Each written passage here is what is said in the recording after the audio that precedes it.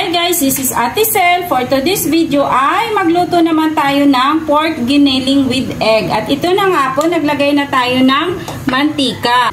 Bawang, i-brown lang po natin ito. Sibuyas, kamatis,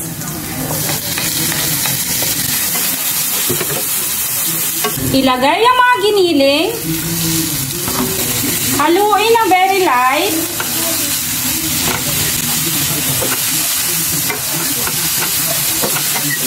Season lang natin ng paminta powder. Toyo. Konti lang. Takpan hanggang maiga ang sabaw. Maglagay ng tubig.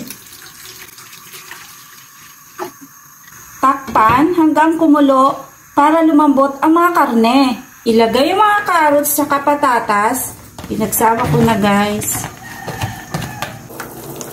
Maglagay ng tomato sauce. Maglagay ng patis. Maglagay ng sugar, pampabalance ng lasa. Bahala na kayo guys kung ano gusto nyo ilagay pampalasa, pero sa akin sugar, ayos na. Maglagay ng bell pepper. Haluin ng very light.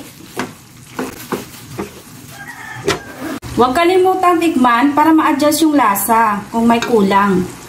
Masarap na po siya guys. Ilagay ang mga itlog. Ayan, garnish lang natin siya guys para maganda tingnan.